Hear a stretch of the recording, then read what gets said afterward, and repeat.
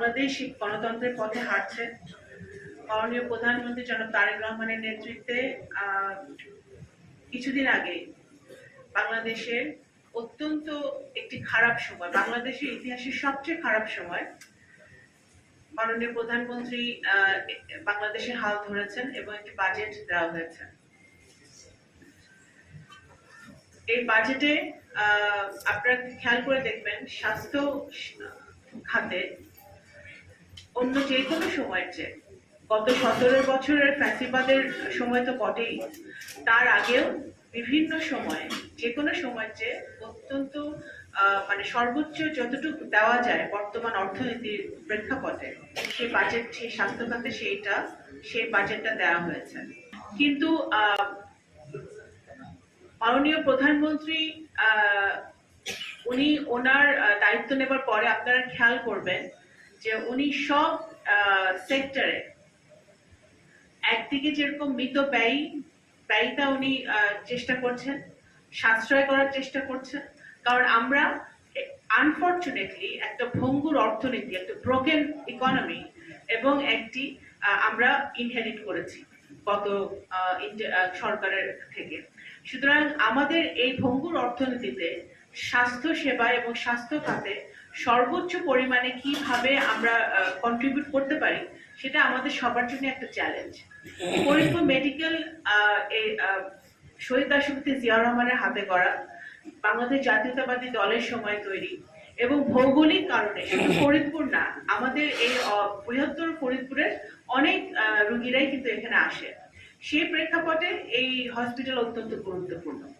হসপিটালটাকে ঠিক করতে হবে, পরিষ্কার পরিচ্ছন্নতা, যন্ত্রপাতি, আমাদের যারা এখানে চিকিৎসক আছেন, চিকিৎসকদের ওনাদের যদি আরো কিছু প্রয়োজন হয়, আরো চিকিৎসকের প্রয়োজন হয়, আরো আমাদের এখানে নার্স আছে, বিভিন্ন পর্যায়ে আমাদের এখানে লোকজন কাজ করছে, সেটা যদি অপ্রতুলতা থাকে, সব ব্যাপারে কিন্তু আমাদের ঠিক করতে হবে।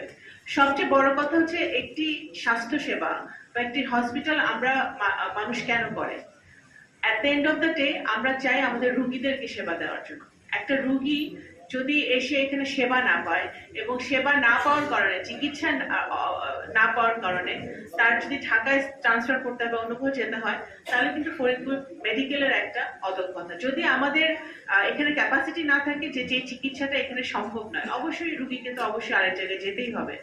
কিন্তু একজন রুগী, একটা হার্টের রুগী হোক, বিভিন্ন যে কোনো সমস্যা যখন রুগীরা ভর্তি হয় বা একটা সর্দি কাশি নিয়েও যদি ভর্তি হয়, বা আপনি যেমন গাইনির কথা বলছিলেন যে এখানে বাচ্চারা, এখানে যারা মারা শিশুরা আসে, তাদের যে সমস্যাগুলো, এই সমস্যাগুলো আমাদের যদি আমরা অ্যাড্রেস করতে না পারি, তাহলে সভাপতি হিসেবেও আমার থাকার কোনো প্রয়োজন আমি দেখি না এবং ম্যানেজমেন্ট কমিটিরও কোনো প্রয়োজন নেই। ম্যানেজমেন্ট কমিটির সোল দায়িত্ব হচ্ছে, একমাত্র প্রধান দায়িত্ব হচ্ছে এনশিওর করা যে হসপিটাল ঠিক মতো রান করছে। হসপিটাল একটা প্রতিষ্ঠান, এই প্রতিষ্ঠানকে যদি রান করাতে হয় তাহলে আমাদের সবারই একটা টিম ওয়ার্কের মধ্যে করতে হবে, একটা টিম হয়ে কাজ করতে হবে এবং গেটে প্রবেশ করা থেকে শুরু করে এই রুম পর্যন্ত সারা হসপিটালে কোথায় কি হচ্ছে সবকিছু ম্যানেজমেন্টের নজরদারিতে থাকতে হবে। যদি না থাকে তাহলে সেই ম্যানেজমেন্ট ব্যর্থ। আমাদের ফরিদপুর মেডিকেলের অবশ্যই বাজেটের সমস্যা আছে, সারা বাংলাদেশে বাজেটের সমস্যা আছে। বাজেট অ্যালোকেশন এনাফ নাই, কিন্তু সেই যতটুকু বাজেট অ্যালোকেশন হয় সেই অ্যালোকেশন দিয়ে আমরা যদি দুর্নীতি বন্ধ করে, চুরি চামারি বন্ধ করে এবং স্বচ্ছতার সাথে, দায়বদ্ধতার সাথে যদি আমরা হসপিটাল চালাতে পারি, তাহলে হসপিটাল ভালো মতো চলবে।